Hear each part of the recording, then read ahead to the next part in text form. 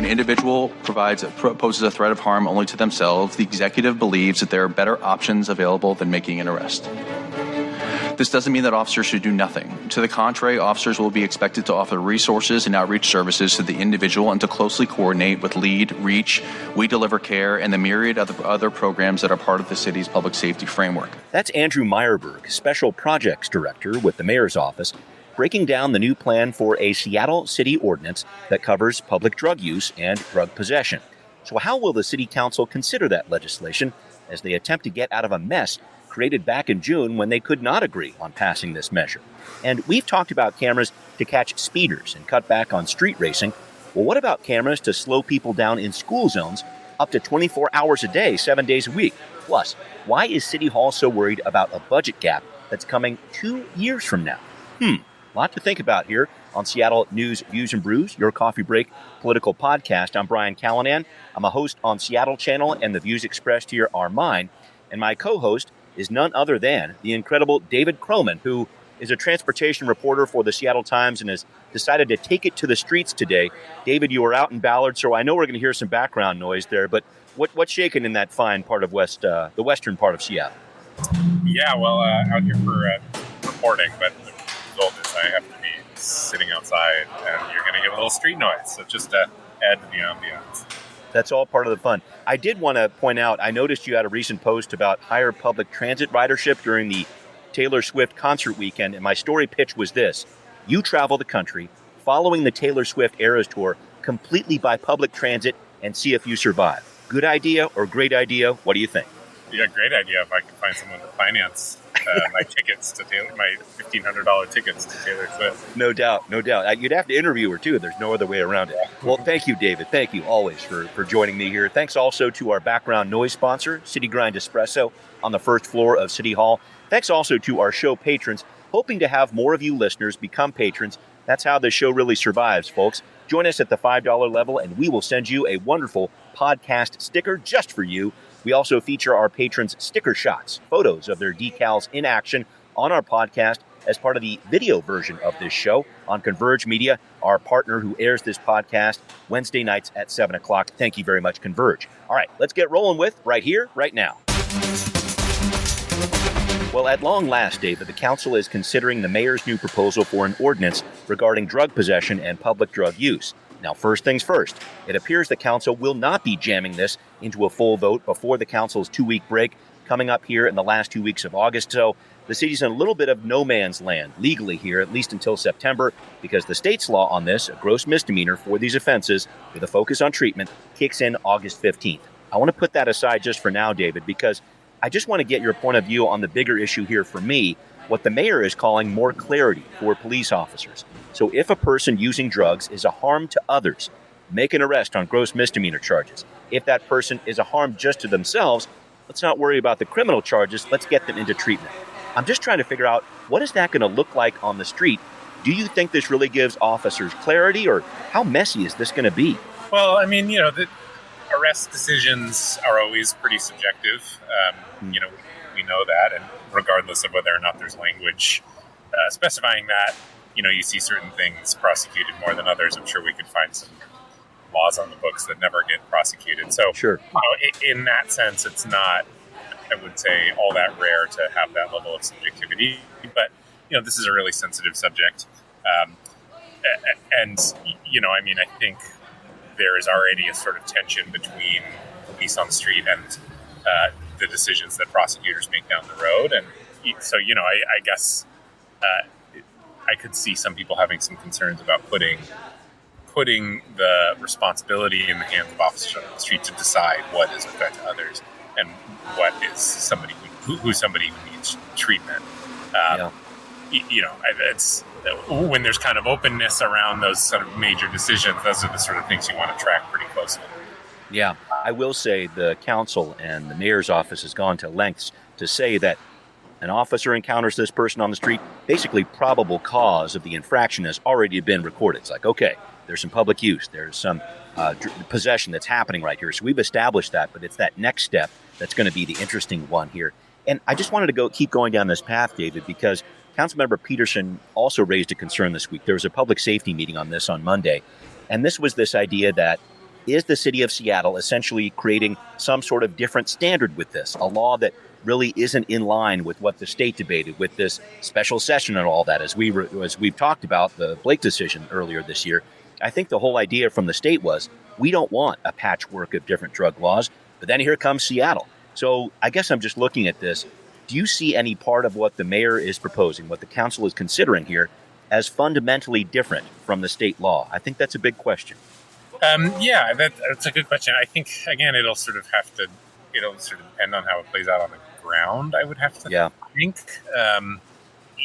don't think, I think there was always going to be, back to what I was saying before about how enforcement tends to have a level of subjectivity no matter what. I don't think, I think there was always going to be some level of patchwork to this. There has been for a long time.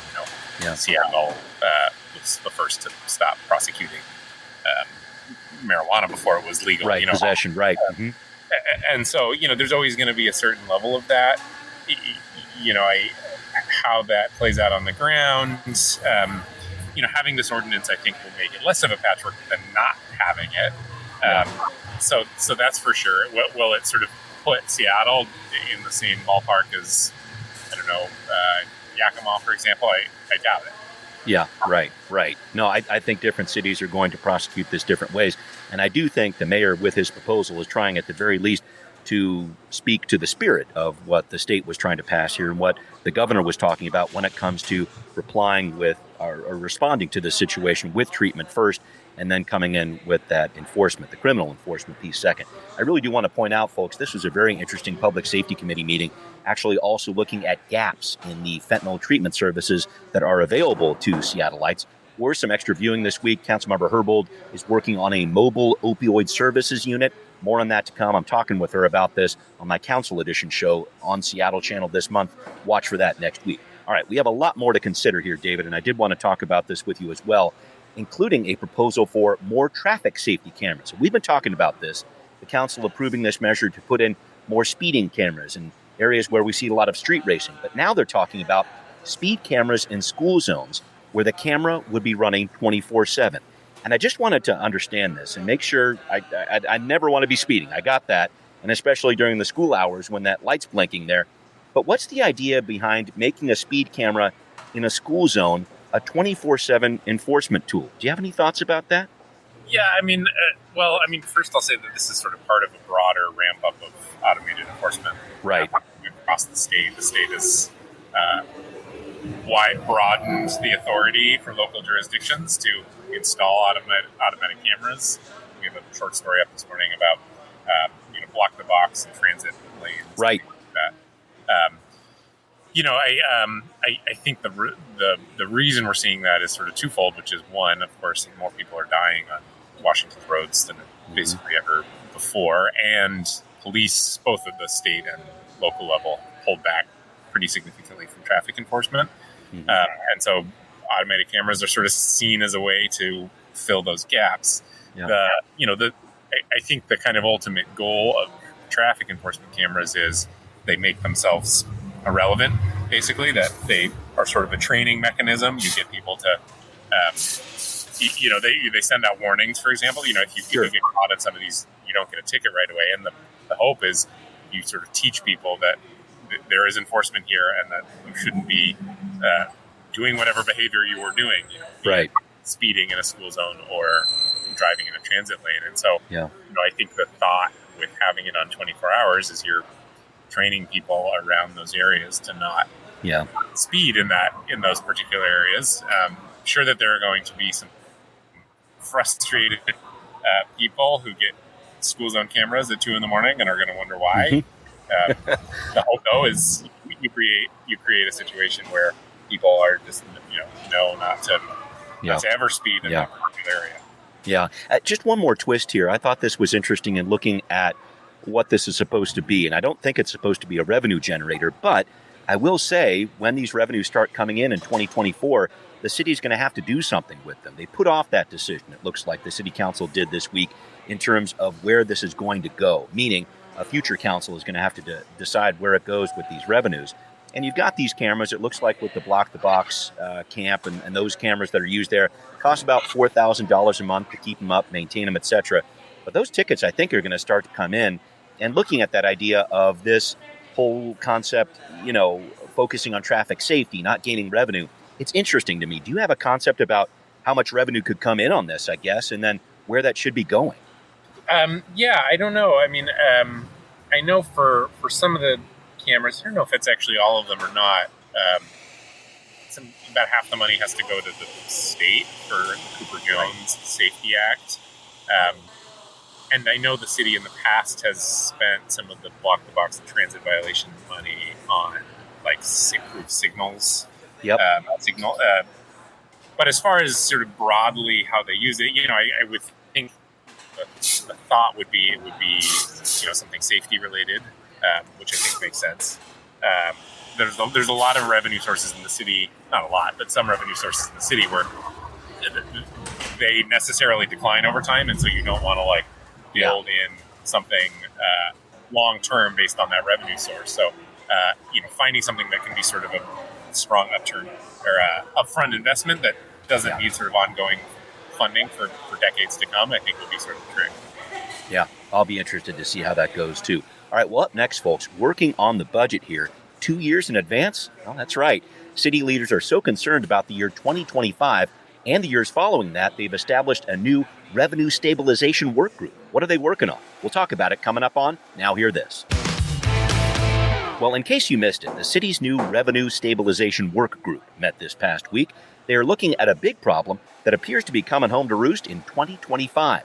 We're talking about a $200 million budget shortfall caused by a number of different factors, one of them being the tech industry slowdown, which is having an impact on the city's jumpstart payroll tax on big businesses, which are mainly tech in the city of Seattle. So a group has been put together to study this and consider other sources of revenue. And before you start running off and making recommendations for this year's budget, Councilmember Teresa Mosqueda has a message for you. The conversation about levers, levels, priorities, reductions in the existing budget was not the charge of this work group. This work group was convened specifically to look at Seattle's tax structure and identify ways to make it more equitable and raise new progressive revenue. I ran that soundbite because I wanted to make sure I stressed we are looking at the long term here, and there are a lot of moving parts. But really at the root of this, folks, is the desire from some council members to not make jumpstart revenue simply a tool to shore up the budget, as it has been used over the past couple of years, and get it back to where it was intended, focused on affordable housing, Green New Deal initiatives.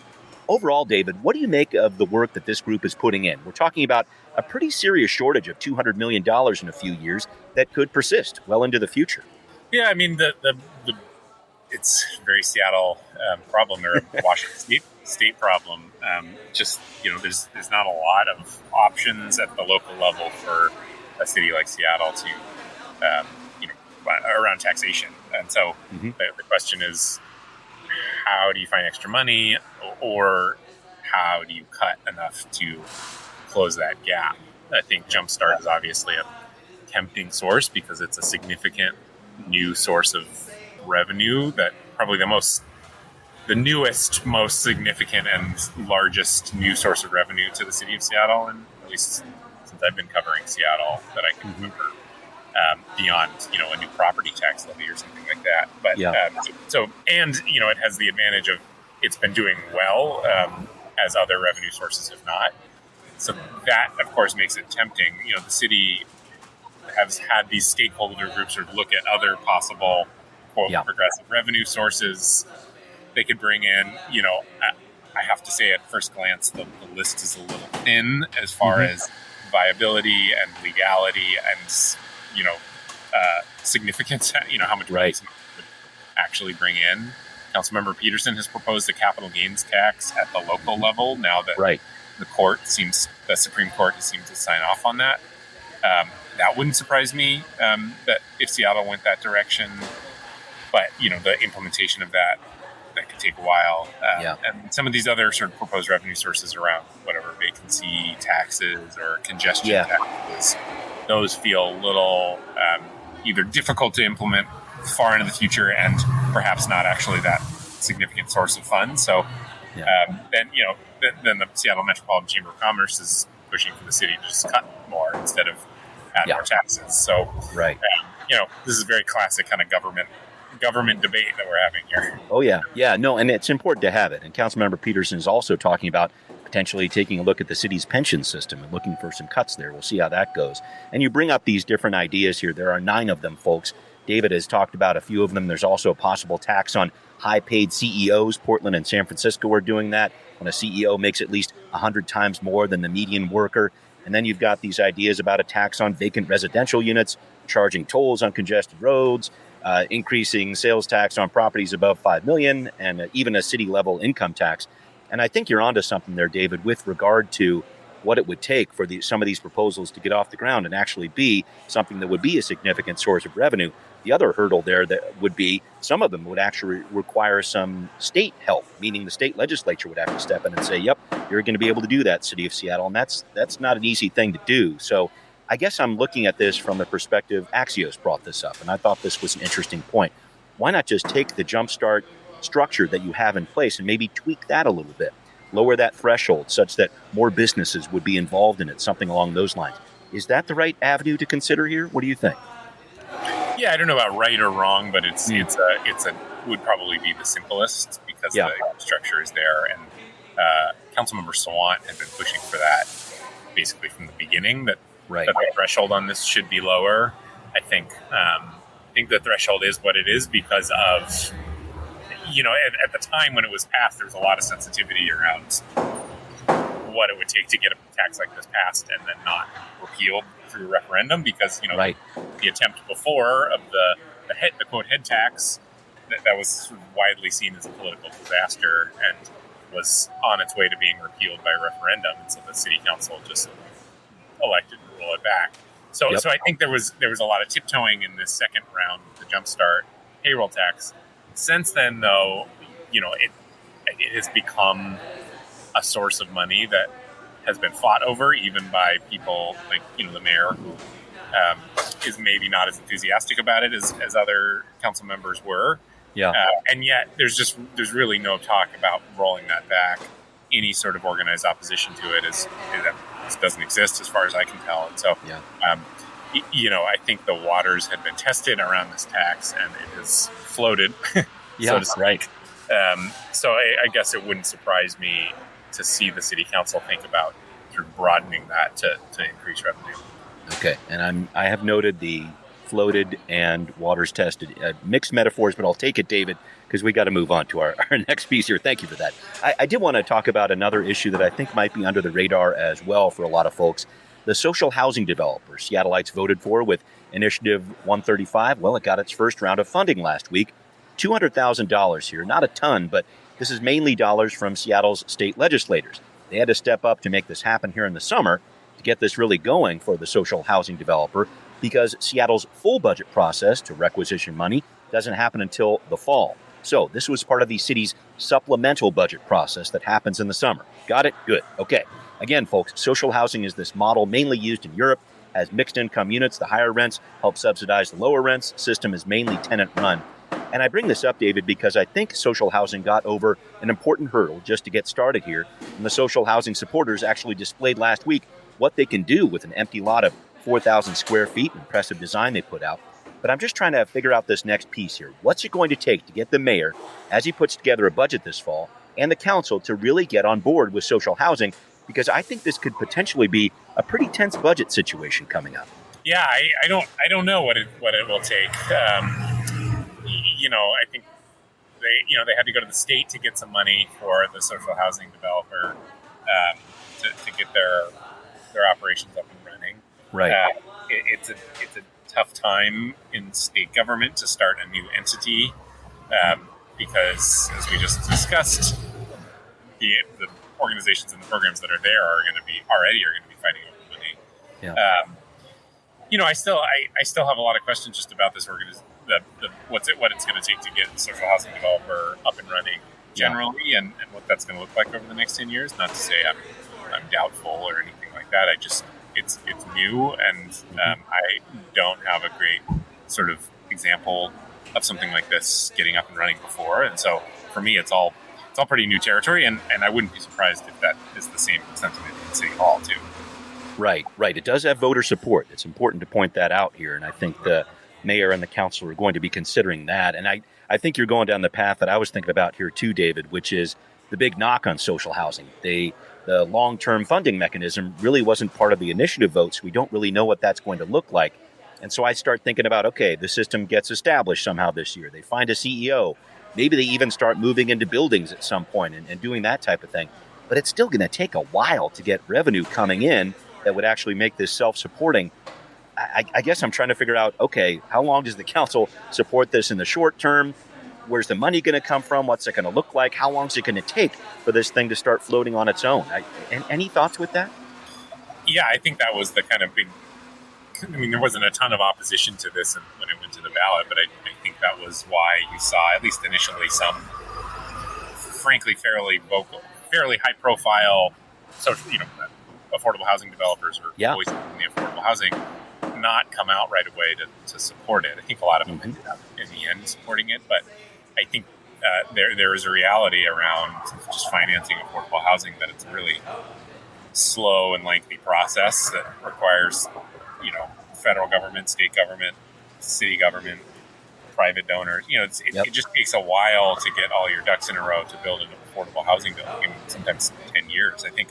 I remember covering a groundbreaking on an affordable housing building in 2015 that I think just opened. So it takes a while. Again, that's not to say that it's a bad idea. And if your goal is to build this kind of housing, you do have to start somewhere. But getting it to the point where it's churning out new units on a significant level is certainly going to take some time. Yeah, it will. And I think what social housing supporters will tell you is that the way they have this set up, it doesn't require federal funding to get going. It actually has some thresholds there where it helps out people who are beyond what usually the federal government would help, meaning those people making 30% of the area median income or lower. This is a system that would actually support people making up to 150% of the area median income. So the hope is this will get a lot more people on board, and we will see something happening a little more quickly than this without a lot of that federal red tape. So we'll see. Again, the proof is in the pudding here, and we'll have to see where this goes. But a very interesting discussion ahead for social housing over the next couple months and years for the city here as it looks to support this program. All right, well, up next, ferry riders get ready to pay more to cross the water this year, possibly in the years ahead too. David's got the story next on Transportation Talk. David, you recently wrote in the Seattle Times about ferry fares going up by 4.25%, about 40 cents a trip on the state's bigger routes here. And that's going to be happening this year and then again next year. Tough one here because, as we have been talking about on this podcast, service has not been great, but here we are talking about prices going up. What's going on here? Yeah, so this is to fund operating expenses, and the reality is, the legislature funds most of that, but and there's some through taxes and things like that. But when they were writing their budget, left a gap that they would assume would be filled by ferry fare increases. So that's really the reality here. Of course, the pandemic had a big effect on how much money the ferries were taking in through ridership, because that's still down for what it was recently, but 70-some% of what it was pre-pandemic. Yeah, 77% you wrote. Uh-huh. Mm-hmm. Yeah, and so, and that's of 2019 levels, so one would have thought that if the pandemic had not happened, those numbers would have continued to grow. So that, of course, is a hit, and that they're trying to cover. Yeah. The real, for me, kind of kicker, though, is they're doing this jump now, but it's possible it won't be enough, because already they see ridership growing, and it will likely continue to grow, but they're now revising their estimates and thinking that maybe it won't grow by as much as they thought. Yeah, and can I jump in here, because this really was the line that jumped out at me, David, from your story. So ridership, we've talked about this, not really what it was pre-pandemic, but even with these higher fares, the result could still be a $9 million gap over 2 years. So this really brings back into the debate here long-term ferry funding, because even with these higher prices, it sounds like that's not going to cover what's needed for this system. No, and I do think that this is a problem facing a lot of transit agencies, but the ferries some transit agencies rely more on fares than others. I think Sound Transit, for example, it's it's a good chunk of their budget, but it's not going to make or break that agency. Yep. Exactly what fares do. I think it's more significant for state ferries because I don't remember exactly what the percentage is, but it's certainly a higher percentage than 10% of their operating expenses are covered through fares, which is why, you pay $2 to get on a bus, but $9 to get on the ferry, Sure. whatever, 50 or whatever it is. So, it's one of it's one of many problems facing the ferry system. Maybe the third most pressing problem behind staffing and the state of the fleet, but one nonetheless. It's possible that they'll have to go back to the legislature and ask them for more money if that gap is not closed. Whether the legislature does that or not, I think it's going to be wrapped up in, again, these larger questions around how you keep the ferry system afloat, both literally and metaphorically. Yeah. One of the largest ferry systems in the entire world. It's always a great question to figure out what's happening with this because it's such a part of the way Seattle and the larger Puget Sound area gets around Western Washington, all across here, into Canada as well. A ton of talk about that with that all the time. Technically part of the state's highway system. Yeah. Good point. This is an important part of what we're talking about here, and I know we're going to keep on talking about it because David is on the case. But we do need to start wrapping up here, David. And it's been so interesting for me to watch our Mariners here. It's go time definitely for them. Nice 8-game win streak, followed by a 3-game losing streak as of the release of this podcast. So here's the big question, my man. Which one of these Jekyll and Hyde teams is going to show up in the last month and a half of the season? What do you got? Yeah, I don't know. It's such a weird team because it feels like if they get into the playoffs and they get on one of those hot streaks, they have a shot at the World Series, literally because their pitching is Why not? Best. Yeah, win 8 straight. That's a good sign. Mm-hmm. But that's a big if, whether they get into the playoffs or not. I don't know. I guess my prediction is they come up just short, but we'll see. Oh, man, I know. It does feel like one of those seasons, doesn't it? We got to keep every single person healthy and keep them hitting and keep everybody pitching. I mean, so many different things have to line up here, but I'm excited about it. It's keeping me interested. How about that? And I think that's a good thing. So, well, thank you, David, as always, for joining me. Thank you to everybody listening to Seattle News, Views, and Brews, where you can always find out what's brewing in local politics. This podcast is on Apple, Spotify, Stitcher, wherever you like to listen. Please also find Seattle News, Views, and Brews on Patreon, why don't you? And show us your support. You can also reach us via email at Seattle News, Views, and Brews at gmail.com. Spell them all out there and would love to hear from you. Finally, thanks also for watching on Converge Media as well. We will see you next time. Seattle News, Views, and Brews is an independent production of Callanan Media Services. Copyright 2023.